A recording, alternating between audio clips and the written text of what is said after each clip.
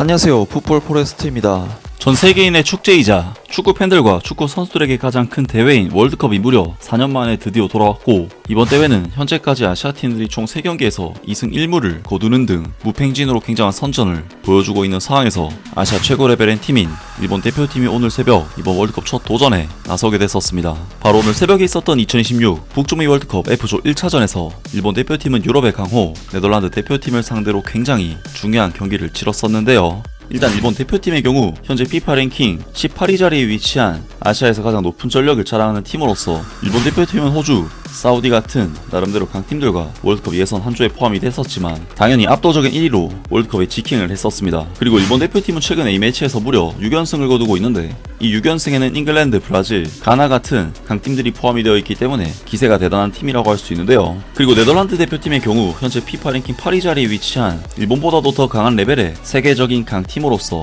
네덜란드 대표팀은 이번 월드컵 예선에서도 당연히 강팀답게 플레이오프 없이 직행으로 월드컵에 안착했기 때문에 이번 경기는 어쨌든 객관적인 팀 전력상 더 우위에 있는 네덜란드 대표팀이 일본 대표팀보다 우세를 잡을 수 있는 경기라고 할 수가 있겠습니다. 그리고 이번 경기에서 일본 대표팀은 스즈키 자이온 골키퍼, 다니구치 쇼고, 쿠보다 케오사, 도안 리츠, 마에다 다이젠, 나카무라 케이토, 카마다 다이치, 와타나베 츠요시, 우에다 아야세, 이토 히로키, 사노 카이슈 선수까지, 물론 미토마 카오루, 엔도 와타루, 미나미노 타쿠미 등 핵심 선수들이 부상으로 이탈하긴 했지만 선발 선수단 전원이 유럽 무대에서 활약하는 여전히 강력한 라인업이 가동이 됐고, 일본 대표팀은 최근에 계속 실험했던 3백 포메이션을 가동시키면서 수비적인 베이스로 이번 경기에 나서게 되었습니다. 그리고 네덜란드 대표팀은 바르트 페르브리온 골키퍼, 버질 반다이크, 얀폴 바네케, 라이언 흐라벤베르흐, 코디 각포, 티자니 라인더르스, 미키 반더벤, 도네일 말런, 프랭키 데용, 덴젤 둠프리스, 크리센시오 서머빌 선수까지, 물론 일본도 강력하긴 하지만 모든 선수들이 유럽 모델리그에서 뛰는 강한 라인업으로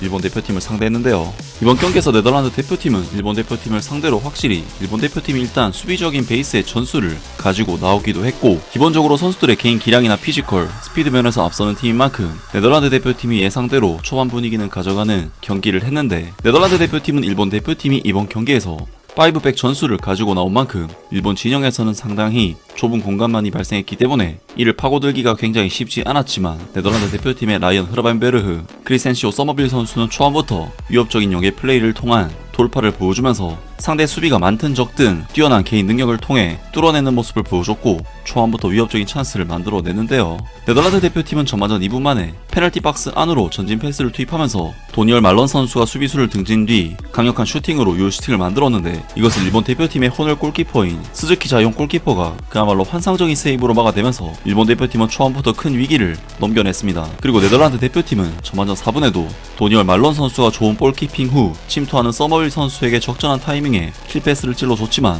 서머빌 선수가 이를 받아내지 못하면서 찬스가 무산되는 등 경기 극초한 분위기는 확실히 네덜란드 대표팀이 뛰어난 개인기를 통한 수차례 찬스 메이킹으로 위협적인 경기력을 보여줬는데요. 하지만 일본 대표팀은 초반 위기를 넘겨낸 뒤에는 오히려 네덜란드 대표팀을 상대로 볼 소유권을 잡으면서 경기 흐름을 가져오는 놀라운 경기력을 보였는데, 일본 대표팀은 이번 경기에서 선발로 나온 모든 선수들이 정말 부드러운 볼터치와 안정적인 발밑 기술을 선보이면서 공격을 전개해 나가는 과정에서도 좀처럼 볼을 뺏기지 않는 모습을 보였고, 일본이 특히 좋았던 부분은 상황이 여의치 않을 때는 굳이 무리하지 않고 다시 백패스를 한 뒤 뒤에 있던 선수가 침투를 해서 다시 전진 패스를 투입시키는 등, 일본 대표팀은 네덜란드 대표팀이라는 강적을 상대로도 약팀들이 주로 시도하는 실리적인 역습, 딸깍 축구를 하기보다는 자신들이 원래 추구했던 패스 플레이를 기반으로 한 빌드업 팀플레이 축구로 스타일을 유지하면서 네덜란드 대표팀을 공략했습니다. 특히 일본 대표팀은 이번 경기에서 윙백으로 경기에 나선 나카무라 케이토, 도안 리츠 선수가 계속해서 위협적인 언더래핑을 통해 공격에 적극적으로 가담을 했고, 이러한 움직임은 공격에 강점이 있는 네덜란드의 사이드백인 둠프리스 선수가 쉽사리 나오지 못하게끔 만들면서 네덜란드의 1차적인 공격 위협도 억제하는 효과까지 만들었습니다. 사실 강팀을 상대로도 팀의 전술 철학을 유지하는 것은 쉽지 않은 선택이기 때문에 모리야스 하지메 감독에 대해 칭찬할 수밖에 없는 경기 내용이었는데요. 아무튼 일본 대표팀은 뛰어난 공격 전개를 통해 전반전 11분 마에다 다이젠 선수가 박스 안에서 패스를 받았지만 슈팅 각도가 나오지 않아 슈팅을 시도하지 못했고, 전반전 14분에는 나카무라 케이토 선수가 측면 돌파에 성공한 뒤 페널티 박스 안으로 위협적인 컵백 크로스를 시도했는데, 이것이 마에다 다이젠 선수가 받아내기 직전 수비수에게 걸리면서 일본으로서는 좋은 흐름을 잡은 것에 비해 이렇다 할 찬스는 잡지 못하는, 경기력은 좋지만 마무리 부분에 있어서는 아쉬운 상황이 이어졌습니다. 그리고 일본 대표팀은 27분에도 나카무라 케이토 선수가 페널티 박스 안에서 찬스를 잡았지만 우물쭈물하다가 슈팅 타이밍을 놓치는 등 마무리가 계속해서 아쉬운 장면이 나왔는데요. 그리고 일본 대표팀이 한동안 경기 흐름을 주도한 뒤에는 다시금 네덜란드 대표팀이 주도권을 잡으면서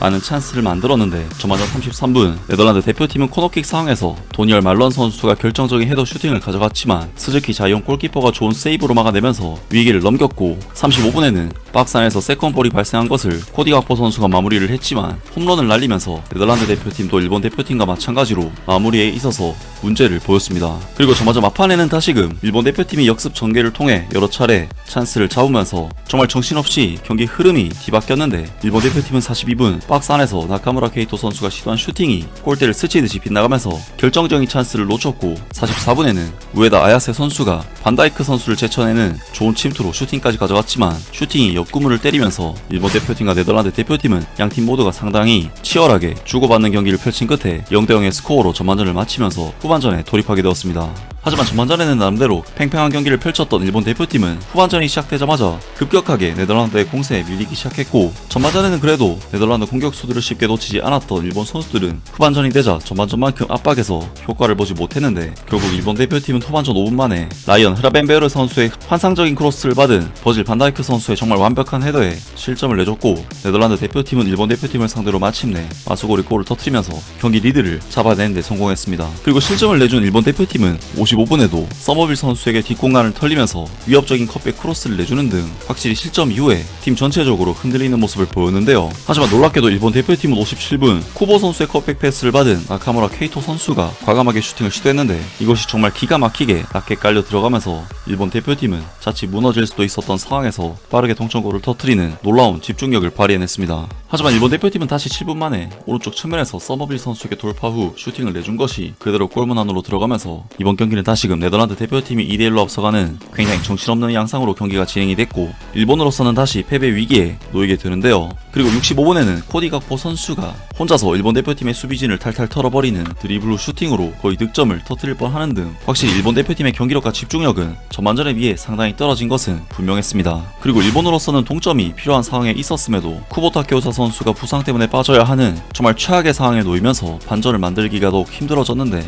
놀랍게도 일본 대표팀은 경기 종료 2분 전인 88분 교체 투입된 오가와 코키 선수가 극장 동점골을 터뜨렸고 네덜란드 대표팀을 상대로 극적인 무승부를 만들어내는 그야말로 미친 결과를 만들어냈습니다. 그리고 이번 경기 결과를 통해 아시아에서는 유럽을 상대로 무패를 이어가는 결과를 만들어냈는데요. 아무튼 월드컵이 본격적으로 시작이 된 것이 정말 실감이 나고 경기 하나하나가 재미가 있는데요. 앞으로 또 어떤 팀이 새로운 돌풍을 일으키고 역사를 쓸지 기대를 해보겠습니다. 아무튼 이번 영상은 여기까지고요. 저는 다음 영상으로 바로 찾아뵙겠습니다.